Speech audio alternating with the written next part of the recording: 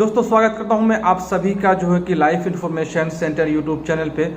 दोस्तों जो लोग यूएई दुबई से जो है कि चार्टर्ड फ्लाइट के जरिए इंडिया जाना चाहते हैं उनके लिए जो है कि दुबई एम्बेसी यूएई एम्बेसी जो है कि नया एसओपी जारी किया है, स्टैंडर्ड ऑपरेटिंग प्रोसीजर, यानी नया, सिंपल भाषा में बोले तो नया रूल्स एंड रेगुलेशंस जो है कि जारी किया है। और जो कि ये जो 25 जून से आज के दिन से ये एप्लीकेबल होगा। 25 जून से ये 25 जून और उसके बाद से जो भी फ्लाइट जाएगी जो है कि चार्टर्ड फ्लाइट, उन पे ये एप्लीकेबल होगा, उन पे ये रूल्स एंड रेगुलेशंस लागू होगा। इसकी जानकारी जो है कि दुबई एम्बेसी यानी यूएई एम्बेसी जो है कि अपने ट्विटर हैंडल और जो है कि अपने फेसबुक पेज पे दिया है। तो क्या है प्रेस में, क्या रूल्स एंड रेगुलेशंस जो है कि जारी किया है चार्टर्ड फ्लाइट के लिए 25 जून के बाद से एप्लीकेबल होगा,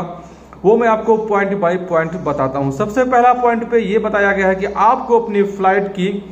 व्यवस्था यानी फ्लाइट का इंतजाम आपको खुद करना पड़ेगा, चाहे तो आपकी कंपनी करेगी और चाहे आपको खुद करना पड़ेगा। यहाँ पे मैं आपको एक बात बता दूं कि जो है कि एक फ्लाइट बुक करने के लिए अभी के सिचुएशन में तकरीबन 100 से 150 लोग का होना जरूरी है, तभी आप एक फ्लाइट बुक कर पाएंगे।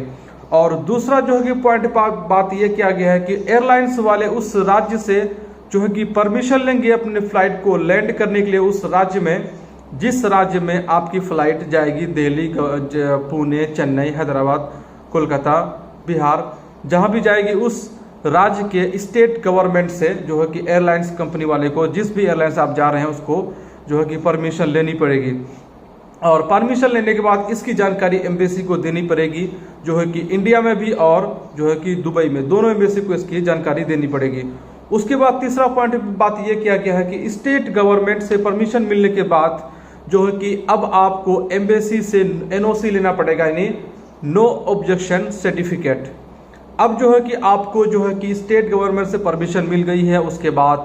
जो है कि एम्बेसी से एनओसी नो ऑब्जेक्शन सर्टिफिकेट मिल गई है। इसके बाद जो है कि अब आपको डीजीसीए यानी director general of civil aviation के पास जाना पड़ेगा, जो कि ये उड़ान जो है कि एयर एटीओ यानी एयर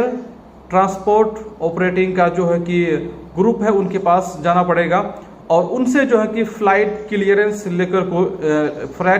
को लेकर के उनसे भी परमिशन लेनी पड़ेगी। अब जो है स्टेट एम्बेसी और जो है कि डीजीसीए से परमिशन मिलने के बाद जो है कि सभी तरह के परमिशन मिलने के बाद अब जो है कि आपकी स्टेट गवर्नमेंट और आपकी एयरलाइंस कंपनी, जिस एयरलाइन से आप जा रहे हैं दुबई से इंडिया, वो ये डेट जो है कि फ्लाइट उड़ान की डेट जो है कि तय करेगी, फ्लाइट शेड्यूल की डेट को तय करेगी कि किस डेट को फ्लाइट को उड़ाया जा सकेगा या उड़ाया जाना चाहिए। उसके बाद छठा पॉइंट पे बात यह किया गया है कि अब आप सभी तरह के परमिशन मिलने के बाद और फ्लाइट की डेट भी तय हो गई, इंडिया आप पहुंच गए हैं, उसके बाद अब वहां पे इंडिया जाने के बाद आपको क्वारंटाइन का जो है कि इंतजाम खुद करना होगा, क्वारंटाइन का व्यवस्था आपको खुद करना होगा। उसके बाद जितनी भी अखराजात होंगे क्वारंटाइन में, जो भी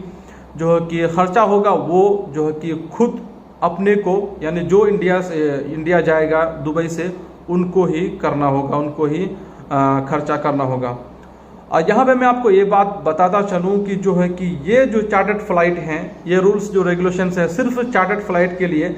एप्लीकेबल होता है, और बाकी अदर फ्लाइट्स से जो अगर जाना चाहते हैं या नॉर्मल इंटरनेशनल फ्लाइट के लिए जो इंतज़ाम वेट कर रहे हैं, उनके लिए ये रूल्स रेगुलेशन नया एसओपी जो है कि उनके लिए लागू नहीं होगा, उन पे एप्लीकेबल नहीं होगा। तो यहाँ पे मैं आपको एक बात और बताता चलूँ कि इससे पता ये चलता है कि जल्द ही जो है कि वंदे भारत मिशन से चार्टर्ड फ्लाइट पे आ गई है गवर्नमेंट ऑफ इंडिया, अब बहुत ही जल्द जो है कि इंटरनेशनल फ्लाइट पे भी आ जाएगी।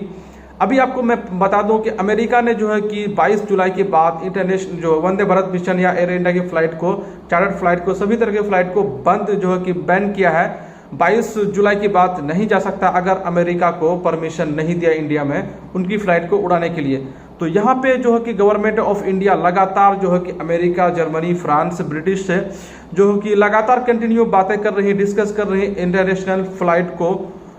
उड़ाने को, लेकर के। तो बहुत ही जल्द उम्मीद करते हैं इंटरनेशनल फ्लाइट भी जो कि चालू हो जाएगी। तो इसी तरह से एयरलाइन से रिलेटेड और भी अपडेट पाने के लिए आप इस चैनल को सब्सक्राइब कर लीजिए और मिलते हैं फिर किसी और वीडियो में किसी और अपडेट के साथ। जब तक के लिए आप अपना ख्याल रखिए।